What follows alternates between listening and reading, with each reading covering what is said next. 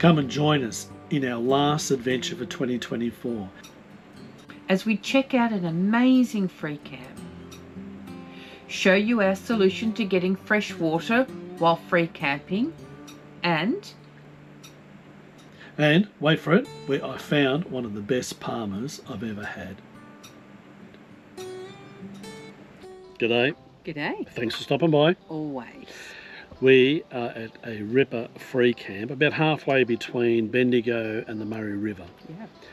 And I can't wait to show this to you. It looks pretty good. Oh, I'm getting bitten by a fly. Oh. So there are biting flies here. They're biting flies here. Little buggers. Anyway, so we're here at this camp. It is a ripper spot. Totally free. It's got toilets, showers, dump point. There's no water here. And there's there is water, but it's in a lake. Not drinking that. You can get a spot as close to the lake as you want. We've gone on for a bit further back. It's a bit blowy today. I don't know if it's always windy here, but it's a bit blowy today. Yeah, so we're going to be here for a few days. Totally off grid. The sun's out, so the batteries will be charging up. It's not too hot. It's only, mid-20s? Yeah, it feels warmer in the sun, but that breeze is keeping it down, I think. It is, yeah. I think it's going to get hot later. In a couple of days' time, it's supposed to heat up again into mid-30s, so... Well, might have to test out the lake. Go for a swim. Yep. But anyway, still going to spend a few days here, and yeah, we'll look forward to sharing our time here at Greens Lake with you. We had heard about this free camp just off the Midland Highway in Victoria, in the town of Curragh. It's called Greens Lake. It seems this is one of 4 lakes here that offers a place for camping, fishing and picnicking. It's this lake here, which is part of the storage system, I think, for the Campaspe River. And they use it for irrigation and so on. But it's a beautiful spot here. It's a huge area that is opened up on this beautiful lake. And there's so much space for people to come here. I don't know how busy it gets at other times of the year. Right now, there's only a few of us here, but it's a great spot. I tell you, the weather here is perfect today. And the lake, it just looks magic. There's a couple of boats out on there. Yeah, great spot. No potable water. I don't even know if there is any water here. There's water that comes out of the showers, but I've got a feeling it's from the lake. So you'd have to really be careful with that, I think. But in Elmore, there's fresh drinking water. So, and that's only about 20 minutes up the road. That's a good spot to get your water if you need it. But great spot. No, the phone reception is a bit sketchy here. It's adequate if you just want it for basic things. Wenda had to put Starlink up to be able to do video conferencing, and that worked fine, so we just put Starlink out. It's not a problem. The tracks in are a bit butchered. I think it's been raining here recently and it's dried up now, but in that meantime there's a lot of ruts in the road and tyre tracks all over the place. So, but very nice little spot. Interestingly, normally when we go free camping, we only ever stop at a place maybe 1-2 days at the most. But one of the things that we do struggle with if we stay for an extended period of time is water. Now our van holds 180 litres of water. We carry a 20 litre tank in the car, but that'll quickly disappear when you're free camping. So what you got to do, you got to go and take the van somewhere to top up with water. And there's plenty of places around, which is one of the good things about travelling the way we do. There's so many places you can actually top your water up, and we've found lots of them for it. But if you're at a free camp somewhere, particularly if you're off the track a little bit, the last thing you want to do, hitch up the van, go and get water and come back and unhitch. So we think we may have found a solution to that in the form of a water bladder. So we got hold of this 150 litre water bladder. I bought a 12 volt pump to be able to pump the water from the car into the van, and a couple of lengths of hose. I still have to put all those together, but I'm pretty keen to test it out. After a few days here, we needed to get this water bladder and pump set up. I've got my mate Rex at work over here getting the pump together for me. Now the pump comes with just the bare wires, and so you've got to put bits on and connect it to the 12 volt plug, the barrel plug, one of these things. So I want to connect the pump to that so I can plug it into the side of the car. We did think about putting a Anderson plug on it, but apparently this would be better for this type of pump. So this is what we've done so far. We've got the wires, we've got a plug on each of the wires, so we just crimp them together and then should be ready to go. I'll tell you what, it's certainly going to be better than the job I would have done by myself. So this is the finished product of the pump. We've got our cable connected. It's all nice and tightly fitted now. This is the bladder we got. I think ideally they're designed for boats rather than caravans, but we reckon it might do the trick for us. Ideally what we wanted to get was one that fitted in the well behind the seats in the car. Because one of the things about the Land Cruiser, which is good, that it doesn't have a hump in the middle of the floor. It's just flat straight across. But I don't think this will work. I've had a look at it, and the shape of the bladder really lends itself to sitting on a flat surface, a big open flat surface, rather than in the well, because it won't mould to the shape of the seat underneath. But that's right, because I can lay the seats down. If I'm getting water, I'll just lay the back of the seats down and lay it out on that. Now I know some of you may be thinking, why would we persist with a product that we know is not fit for purpose? Well, that's just the way we roll here at Beyond the Grey Horse. No, seriously. When we started researching for a water bladder, one of the key criteria was getting hold of something that was going to be strong.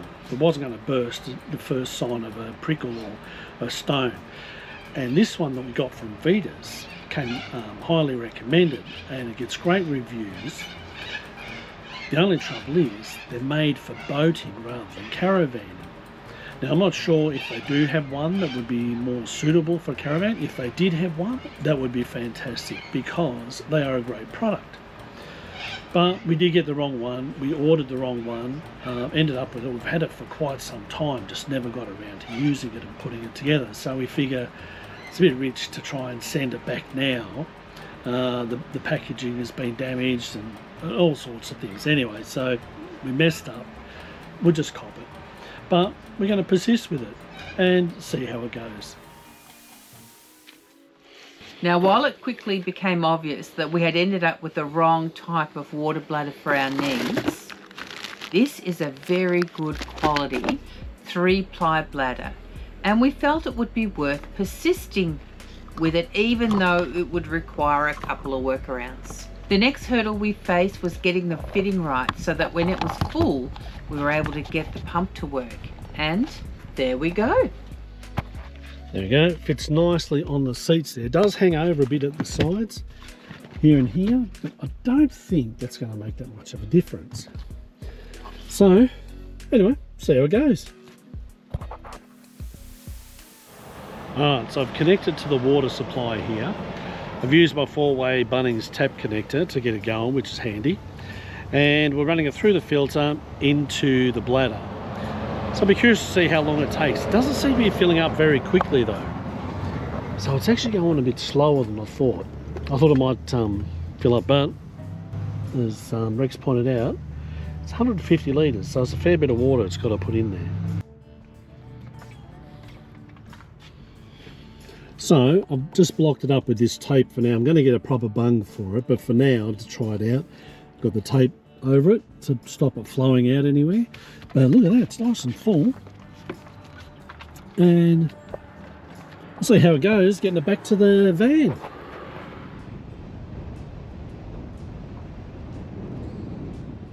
We got the bladder back to the van. We had an issue on the way over where when I put my foot on the brakes, the water rolled forward and into the floor well between the seats and the back seat. And so of course the valve was pushed against the side of the chair and potentially could have burst open. Anyway, fortunately it didn't. There was a bit of water, but not too much, which was good. We managed to push it back up, which wasn't that easy, but it's not sitting properly now. So the biggest problem is that it'll actually roll forward as you brake because there's nothing to stop it here. So it just rolls forward and then down into the well down there.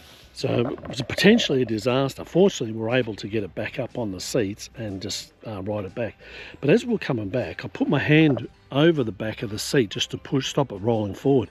I tell you, you could feel the weight of that water. 150 kilos of water, that's a lot of weight.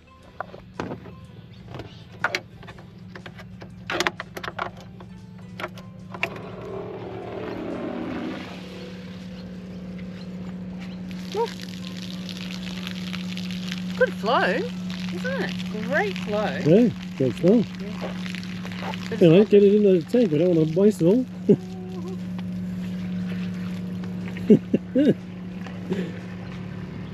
There we go.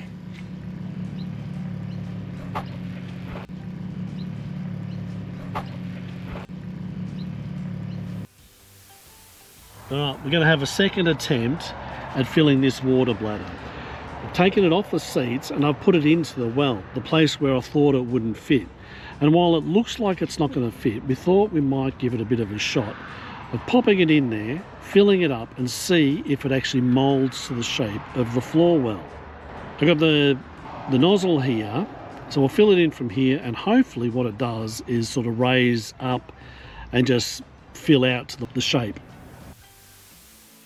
Oh, we made it back to the vans without any issues this time, and it certainly sits much better. Although there's not as much water in it now, that does hold 150. I've got a feeling it's only about probably 80 to 100 litres in there, which is not so bad, but it's certainly a good way to do it now.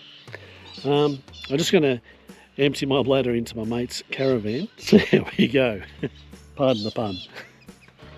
Transferring the water worked beautifully, and would extend our stay here for a day or two. A big tick for that one. It actually worked really well, and we figured there must have been about 120 litres, which is not bad. I tell you what, for a free camp, this place is really well resourced. I mean, it's got a heap of toilets up here, the dump point. Now, it clearly says on here that you don't drink any of the water, even in the shower, so you probably wouldn't even brush your teeth in there. But to get a bit of a rinse off, that's probably fine. Got a barbecue area down here, picnic right by the lake. And it's but all for free. Like, there's no it's not a donation camp in any way, it's just free. So yeah, I think it's a really fantastic spot. What a find. Leaving Greens Lake, we headed down to another free camp in a town called Tubarak on the McIver Highway in central Victoria. On the way through to Melbourne, we've called into this little town, Tubarak. It's about I think it's about 100 k's north of Melbourne, northwest of Melbourne. And it's a tiny little town. There's nothing here, just a pub and a cafe. So it's one of those little ones you pass through. But they got this fantastic free camp here at the Sports and Recreation Centre.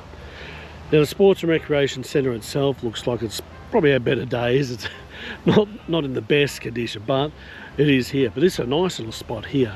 I don't know how many vans you'd get in here, but we managed to get this one. It's got a bit of a concrete slab on it. We weren't sure whether to actually use it as a slab or if it was supposed to be for something else, but it appears that it's fine to use it as a slab. So it's given us a perfectly level spot. It's walking distance to the pub, only about 400 metres up from here. And we're booked in there for dinner tonight, and we have been there before. It's a brewery pub, so I look forward to showing you that. But for now, this spot here, it looks like a really nice little place. Anyway, I'll see how Wenda's going, and we might head up to the pub. The walk to the pub was easy enough. There was a bit of a dip in the path, but it was made path all the way. It's actually quite a historic looking building. I reckon let's go check it out, eh? Oh yeah.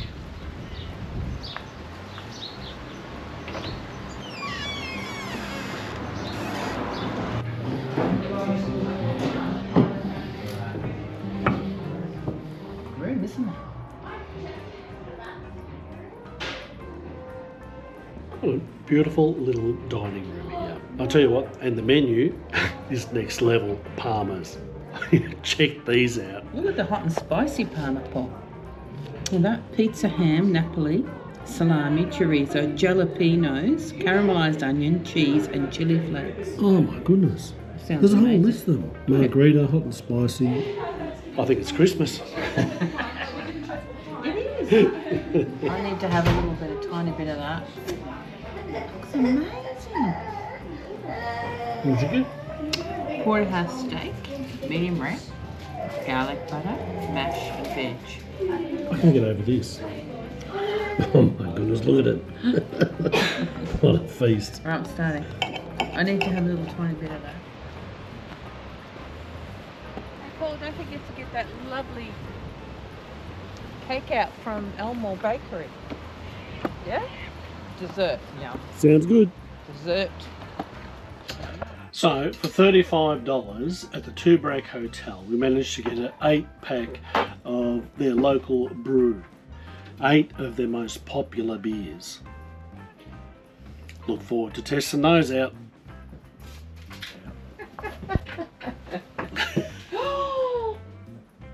Uh-oh. Had a bit of an oops with the peanut butter.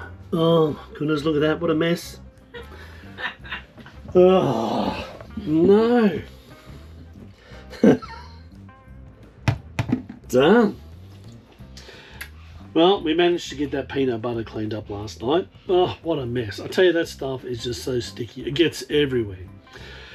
Anyway, today we are heading down to Melbourne. We're going to spend some time with the family over Christmas and New Year. So looking forward to that. But first, before we leave, we are definitely going to check out the bakery. Apparently it opens at, I think, 9 o'clock or 9:30 today. So we're going to nick in there, grab something to take on the way. Well, I'll probably end up eating it there. But anyway, the bakery sounds like a good choice. Come and let's have a look what they have in here.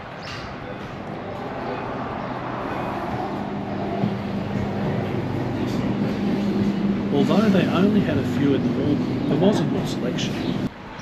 Check this out. I've started. Beef and chili pie. And Wenda's got a yummy gluten dairy free Vegan sausage roll. beef and chili pie. Oh, Well, Paul, that was a nice way to finish our travels in 2024.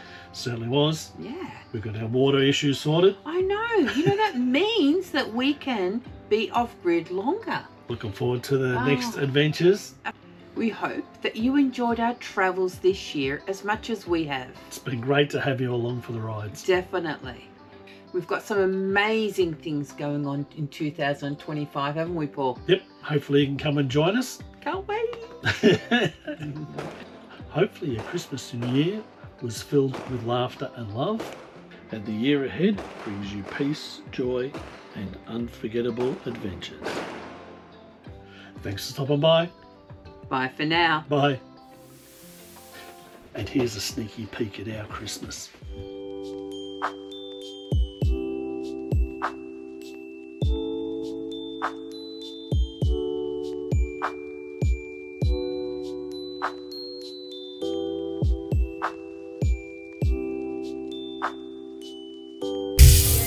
Spence, how's Christmas been? What'd you get? I got a PS5. A PS5. How's Christmas, Taylor? Good. What'd you get for Christmas? I got an iPad and an Apple Pencil. An iPad. Yeah. Cool. How's Christmas been, Dom? Hectic. Hectic. What's the best bit about it? The family. Having mum and dad here. What's the best bit of Christmas? Being like this with family. Cool. And red wine. I'm red wine. So Scotty, best part of Christmas? Family for sure. Common theme, family. So, Christmas so far? Good. Been a ripper. Go dogs. Let's hope so. What's the best bit about Christmas? For me, best bit about Christmas is, I was going to say presents. I think the best part of Christmas is family, actually. Getting Seems to be a together, common family. theme. Does it? It is a common thing. And this is where it's all happening. The meat is cooking. Look at that. Oh, almost as good as a Parma. You look busy, man. I am What are you doing? making a coleslaw.